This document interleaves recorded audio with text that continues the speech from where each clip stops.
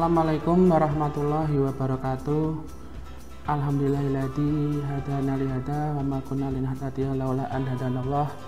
Laqad jaa'a rasuluna bil haqq wa nudu anzil kumul jannatu rizqum bima kuntum ta'malun. Asyhadu an la ilaha illallah wa asyhadu anna Muhammadan abduhu wa rasuluh. Assalamualaikum warahmatullahi wabarakatuh.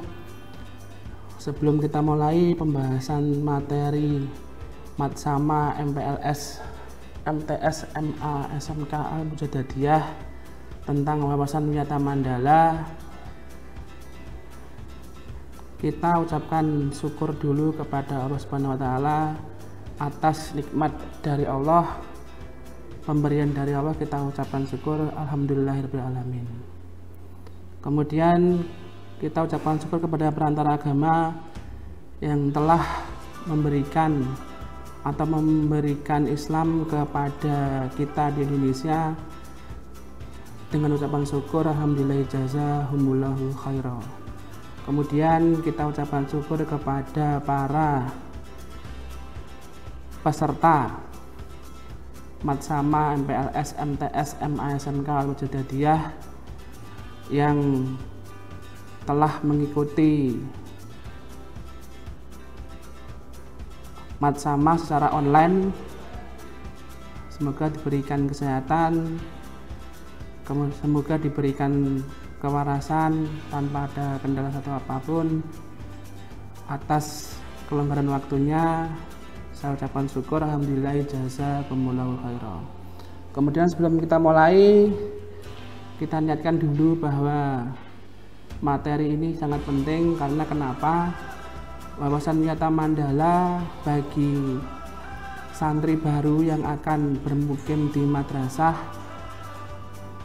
Madrasah merupakan rumah kedua bagi kalian. Jadi harus dipahami dulu bahwa wawasan wisata Mandala merupakan hal yang harus kalian pahami secara real dan nyata tentang apa yang dimaksud, tujuannya dan maknanya. Kita mulai saja. Yang pertama, wawasan wisata Mandala itu berasal dari kata wawasan yang berarti meninjau, cara memandang, cara melihat, cara tanggapan indrawi terhadap suatu lingkungan. Wiyata berarti pendidikan dan Mandala berarti lingkaran, bundaran atau lingkungan. Dari tiga asal kata ini kalau disimpulkan berarti pengertian wawasan wisata Mandala ialah cara memandang madrasah atau sekolah sebagai lingkungan pendidikan dan pembelajaran. Jadi sebagai rumah kedua kalian nanti, madrasah merupakan lingkungan yang berfokus hanya pada pendidikan dan pembelajaran, tidak di luar dari koridor pendidikan dan pelajaran. Tujuannya apa? Yaitu pertama, mengemban misi pendidikan, tidak boleh digunakan untuk tujuan-tujuan lain di luar bidang pendidikan. Yang kedua, harus benar-benar menjadi ciri khas masyarakat belajar di dalamnya. Yang ketiga, untuk menggali, mengenal dan memahami, menyadari, menguasai dan menghayati dan menyampaikan nilai-nilai positif. Yang keempat, menjadi suri tauladan masyarakat sekitarnya. Dalam wawasan wisata Mandala ada 5 komponen penting supaya bisa terwujud. Yang pertama ada peran dari kepala madrasah, peran dari guru, peran sivitas akademika, peran murid, dan kelima peran dari masyarakat sekitarnya. Kita bahas satu persatu. Yang pertama, peran kepala madrasah. Kepala madrasah pertama berwenang dan bertanggung jawab penuh terhadap penyelenggaraan pendidikan di lingkungan madrasah. Kedua, kepala madrasah melaksanakan program-program yang telah disusun bersama komite madrasah. Ketiga, menyelenggarakan musyawarah madrasah yang melibatkan pendidik, OSIS, komite madrasah, tokoh masyarakat, dan pihak keamanan setempat. Keempat, kepala madrasah dihormati dan berwibawa. Artinya, siapapun yang berkepentingan dengan madrasah harus melalui kepala madrasah. Kelima, semua guru dan karyawan tidak boleh bertindak sendiri-sendiri, melainkan atas seizin kepala madrasah. Keenam, menertibkan lingkungan sekolah, baik yang berbentuk sarana maupun peraturan atau tata tertib. Yang ketujuh, mengadakan rapat yang bersifat insidentil intern antara guru, wali murid maupun siswa. Yang kedelapan, mengadakan kegiatan yang dapat menunjang kegiatan madrasah, misalnya seperti pramuka, PMR, tahfidz Quran, dan lain-lain. Nah, itu merupakan peran dari kepala madrasah. Peran yang kedua, peran dari guru selaku pendidik utama di madrasah. Yang pertama, menjunjung tinggi martabat dan citranya, baik sikap dan tingkah lakunya. Harus mencerminkan seorang yang bermartabat. Dua, menjadi tauladan di masyarakat. Ketiga, guru harus mampu memimpin baik di lingkungan madrasah maupun di luar madrasah.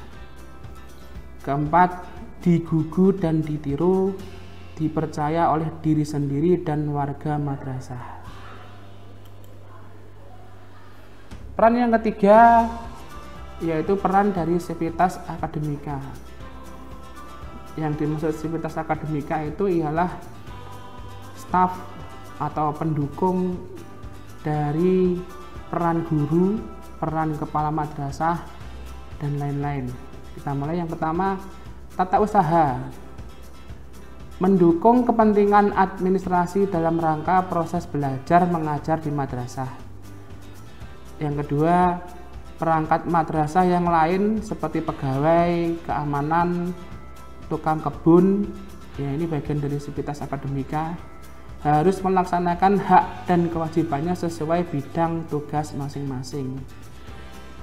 Yang ketiga, semua warga madrasah dapat menjalin kerukunan, kekompakan, kerjasama yang baik demi terwujudnya kenyamanan semua warga madrasah.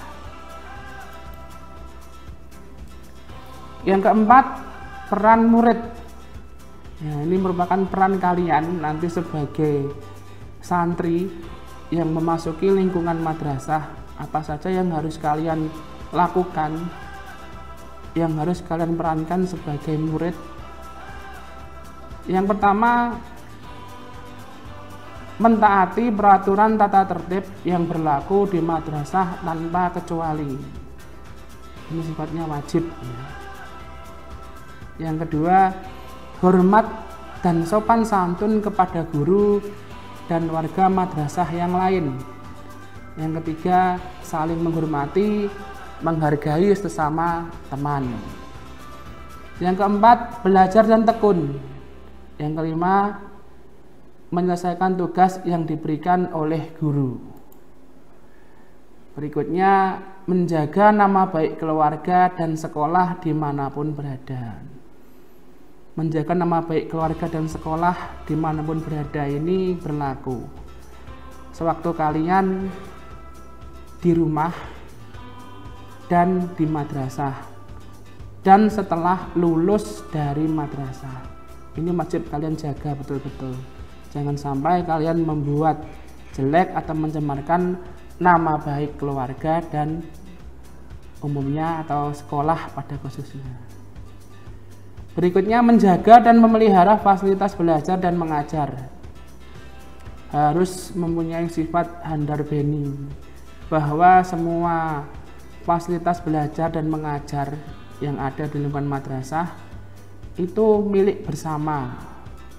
Harus dijaga supaya tidak mudah rusak, awet Ya, penggunaannya harus sesuai fungsinya. Dan jika meminjam ataupun istilahnya ada keperluan, harus izin terlebih dahulu. Berikutnya ialah menjaga keamanan madrasah, memelihara lingkungan madrasah, menjauhi narkoba, melaporkan peristiwa negatif kepada OSIS, guru, BP, atau kalau nanti di madrasah ya kepada pengurus asrama, wakil kepala atau kepala madrasah. Terakhir ialah peran masyarakat yang harus diingat bahwa kalian nanti sewaktu berada di lingkungan madrasah tidak lepas juga berada di lingkungan masyarakat di sekitar madrasah. Jadi masyarakat juga mempunyai peran demi terciptanya wawasan Wiyata Mandala. Perannya apa saja? Yang pertama, mendukung program dan kebijakan madrasah dalam rangka untuk kemajuan proses belajar mengajar. Yang kedua, memberi saran dalam pemajuan proses belajar mengajar. Yang ketiga, mengadakan kerjasama yang baik dengan pihak madrasah melalui komite sekolah. Yang keempat, ikut berperan serta menjaga keamanan di sekitar lingkungan madrasah.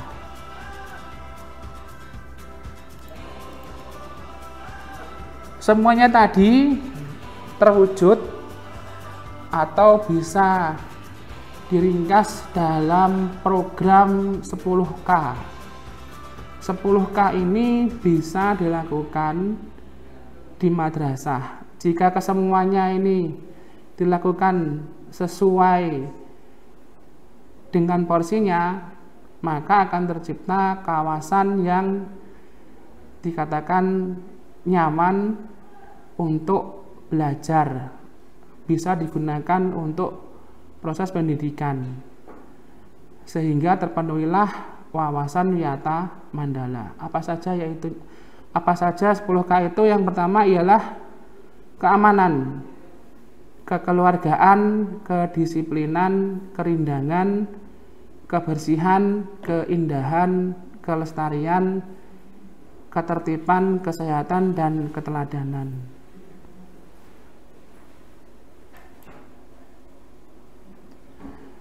Madrasah sebagai rumah kedua bagi kalian ini tidak boleh digunakan sebagai, yang harus kalian pahami, satu, promosi dan penjualan produk yang tidak ada kaitannya dengan pendidikan.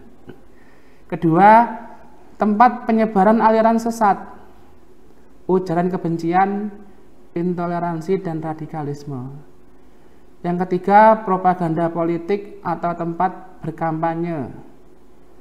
Keempat, syuting film, sinetron, dan sejenisnya yang tanpa izin.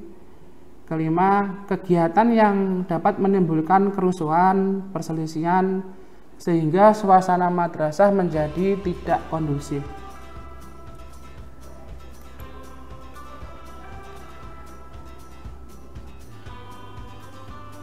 Berikutnya ialah bagaimana cara pelaksanaan Wiyata Mandala. Ada dua tahapan. Yang pertama ialah tahap preventif. Ya, yang pertama yang harus dilakukan supaya terwujud Wiyata Mandala yaitu memelihara sekolah melalui 10K tadi. Jika 10K terwujud, maka harapannya wawasan Wiyata Mandala di sekolah bisa tercapai. Yang kedua, menciptakan kerukunan dan kekompakan antar warga madrasah. Ketiga, meningkatkan keamanan dan ketertiban saat berangkat dan seusai sekolah. Yang keempat, mengisi jam kosong dengan kegiatan ekstrakurikuler. Misalnya ya, PMR atau mungkin baris berbaris dan sejenisnya.